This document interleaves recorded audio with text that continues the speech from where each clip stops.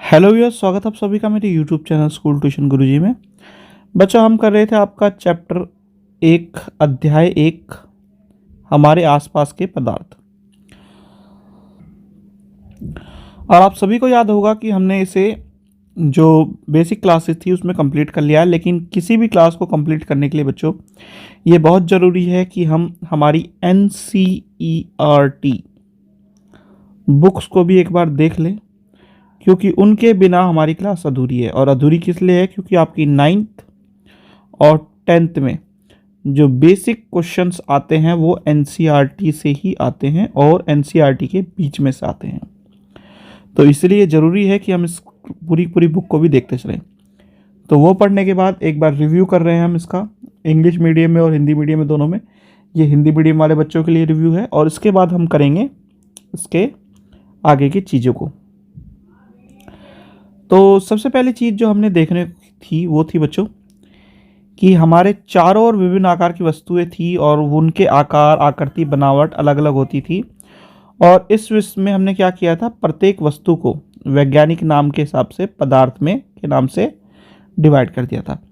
अब पदार्थ क्या था?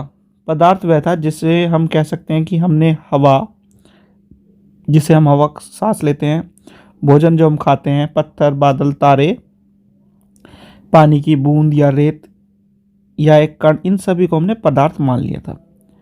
अब मेन बात आती है कि पदार्थ होता क्या है। तो सभी वस्तुओं का कुछ द्रव्यमान होगा और कुछ वो स्थान घेरेंगी। तो वह वस्तुएं जिनका कुछ द्रव्यमान होगा और क्या होगा बच्चों, कुछ स्थान घेरेंगी, यानी कुछ उनका आयतन होगा, उन्हें हमने क्या नाम दिया था? उन्हें हमने नाम दे दिया था पदार्थ। यानी कि पदार्थ क्या है? वह वस्तुएं जिनका कुछ द्रव्यमान हो और कुछ स्थान घेरती हो वह कहलाती हैं पदार्थ। अब जब हमने बात करी किसकी? हिंदू फिलॉसफी की, यानी कि आपकी जो इंडियन फिलॉसफी है, प्राचीन हिंदू फिलॉसफी है, प्राचीन भारत का दार्शनिक जो है विचारक, उसमें हमने क्या किया बच्चों? 5 मूल तत्वों में वर्गीकृत कर दिया, पंच तत्व में वर्गीकृत कर दिया सब चीज़ों को। अब ये पंच तत्व क्या थे? वायु, पृथ्वी, अग्नि और जल और आकाश। इनके अनुसार इन्हीं पंच तत्वों से सभी सजीव और निर्जीव, आपके जो सभी सजीव और निर्जीव हैं वो बने हुए हैं।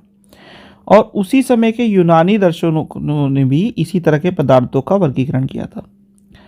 लेकिन जब हम बात करते हैं आधुनिक वैज्ञानिक वर्गीकरण की, तो भौतिक गुणधर्म और रासायनिक प्रकृति के आधार पर 2 प्रकार में से वर्गीकृत किया गया है। अब इसे कैसे वर्गीकृत किया है बच्चों? तो इसे समझने के लिए बच्चों सबसे पहले पढ़ लेते हैं पदार्थ का भौतिक स्वरूप। तो इसमें सबसे पहली चीज आती है बच्चों, पदार्थ के क्या है? कणों से मिलकर बना है। तो इसके लिए बच्चों 2 जो विचारधारा है वो प्रचलित थी पहले, कि एक मानती थी कि जो पदार्थ है वो लकड़ी के टुकड़े की तरह सतत है, यानी पूरा पूरा एक ही चीज से बना हुआ है। दूसरा क्या कहती थी बच्चों? दूसरा कहती थी कि पदार्थ रेत की तरह कणों से मिलकर बना है।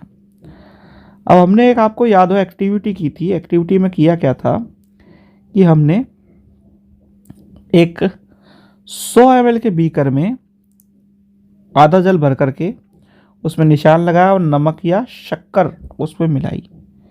अब जब वो मिलाई तो वो क्या हुआ? वो सारी की सारी गायब हो गई और हमें क्या मिला बच्चों? हमें क्या मिला बच्चों? वहाँ पे हमें जो शक्कर है उसका या नमक का घोल मिला। अब ऐसा हुआ क्यों बच्चों? ऐसा हुआ इसलिए कि जब हम जल में नमक घोलते हैं तो नमक के कण जल के कणों के बीच के रिक्त स्थानों पर समावेशित हो जाते हैं। तो कणों के बीच में क्या है? जगह है। और इसे हम कैसे प्रूव करते हैं बच्चों? इस एक्टिविटी के द्वारा। अब बात आती है कि पदार्थ के कण कितने छोटे हैं। तो अगर इसकी बात करें बच्चों, तो पदार्थ के कण बहुत ही छोटे होते हैं। इसे प्रूव करने के लिए एक छोटी सी एक्टिविटी हमने की थी। क्या किया था कि पोटेशियम परमैंगनेट को एक 100 ml के बीकर में घोला। अब घोलने के बाद उसमें से 10 ml पानी निकाला और एक स्वच्छ पानी के बीकर में डाल दिया। तो ये धीरे धीरे हमने ऐसा कितनी बार किया, 5 से 8 बार किया। तो हम देखेंगे कि जो पहला पोटेशियम परमैंगनेट का सॉल्यूशन था, हमारा विलयन था, उससे जैसे जैसे ये बढ़ता जाएगा उसका रंग होगा क्या होता जाएगा, फीका पड़ता जाएगा, लेकिन वो ख़त्म नहीं होगा। तो इससे हमें क्या पता चलता है बच्चों कि पानी तनुकृत होने पर भी रंगीन नज़र आता है हमें। और ये क्या दर्शाता है बच्चों, ये आपका दर्शाता है कि पदार्थ के कण बहुत छोटे होते हैं और वो इतने छोटे होते हैं कि हमारी कल्पना से भी छोटे होते हैं। अच्छा, आप एक चीज़ और कर सकते हैं बच्चों, पोटेशियम परमैंगनेट के स्थान पर आप 2 ml डिटॉल से भी इस क्रियाकलाप को कर सकते हैं, लेकिन अच्छा यही रहेगा कि अगर आप पोटेशियम परमैंगनेट से करें। अब बात आती है बच्चों पदार्थ के कणों के अभिलक्षण गुणों की, यानी कि अब गुणों की हम बात कर रहे हैं बच्चों कि पदार्थ के क्या क्या गुण होते हैं। तो सबसे पहला गुण होता है बच्चों इसका कि पदार्थ के कणों के बीच रिक्त स्थान है। तो इसको हम कैसे पता कर सकते हैं, इसको हमने नमक शक्कर का जो घोल बनाया था, पहली एक्टिविटी की थी क्रियाकलाप वाली, उससे हम पता कर सकते हैं कि इनके बीच में क्या है बच्चों, जगह है। और दूसरी एक्टिविटी जो हमने की थी डिटॉल और पोटेशियम परमैंगनेट की, ये भी यही दर्शाता है कि इनके बीच में क्या है बच्चों, जगह है। फिर बात आती है दूसरे पॉइंट पे आपके, किस चीज़ की बच्चों, कि पदार्थ के कण निरंतर गतिशील है। इसमें आपको सबसे अच्छी एक्टिविटी जो देखने को मिलेगी बच्चों वो है हमारी कि अगर आप एक कोने में क्रियाकलाप 1.3 में आपको देखने को मिलेगी कि आप एक कोने में अगर धूपबत्ती जलाते हैं, अगरबत्ती जलाते हैं, तो उसकी खुशबू आपको पूरे कमरे में हर कोने में महसूस होती है। तो ये क्या दर्शाता है कि पदार्थ के कण निरंतर गतिशील है।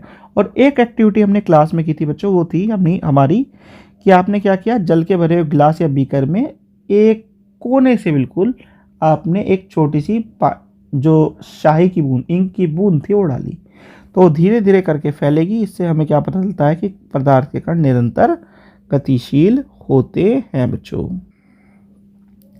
तो इन सब बातों से क्या पता चलता है बच्चों में कि पदार्थ के कण गतिशील होते हैं। अच्छा, अब एक चीज़ और हमें जानने को मिलती है बच्चों, क्या जानने को मिलती है कि पदार्थ के कण निरंतर गतिशील होते हैं, अर्थात उनमें कुछ गतिज ऊर्जा होती है।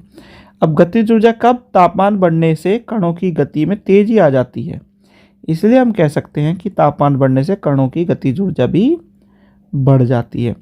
और जो उपरोक्त तीनों क्रियाकलाप हमने देखे हैं उससे क्या पता चलता है कि पदार्थ एक दूसरे में अंतर्मिश्रित हो जाते हैं और ऐसे कणों के रिक्त स्थानों में समावेश के कारण होता है।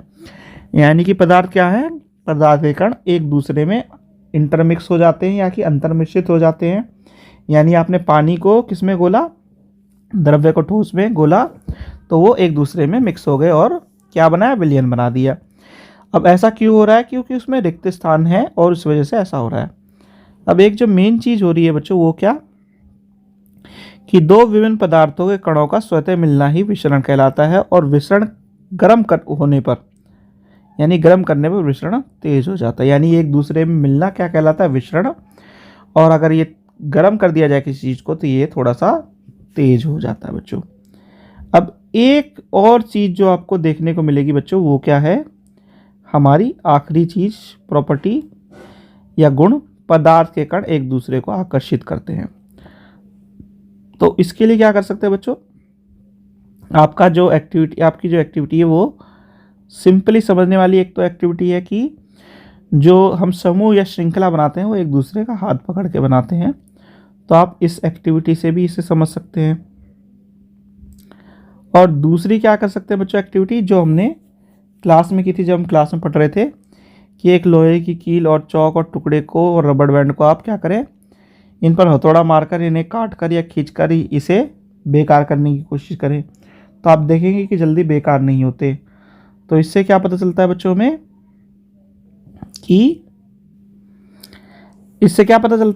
कि पदार्थ के कण एक दूसरे को अपने प्रति आकर्षित करते हैं।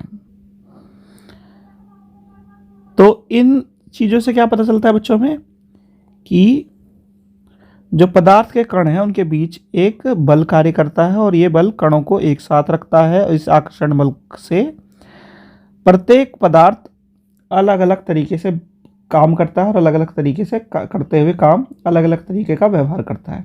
यानी कि रबड़ बैंड क्या है, खींचने की वजह से खींचने का व्यवहार कर रही है। चौक क्या है, टूटने का व्यवहार कर रहा है, क्योंकि उससे जो है चलने से घिसने से वो टूट सकती है। जो कील है लोहे की, वो क्या है, टूटेगी नहीं जल्दी क्योंकि वो लोहे की है। तो इस तरीके से हम बच्चों अलग अलग चीज़ों को देख सकते हैं। अगली आने वाली क्लास में बच्चों हम करेंगे आपके प्रश्न उत्तर को। ठीक है बच्चों। तो बच्चों यहाँ हो गई आपकी ये क्लास कंप्लीट, और वीडियो भी आशा करता हूँ आपको वीडियो अच्छी लगी होगी। अगर वीडियो अच्छी लगी हो तो चैनल को सब्सक्राइब करें, वीडियो को लाइक करें, शेयर करें। Thank you.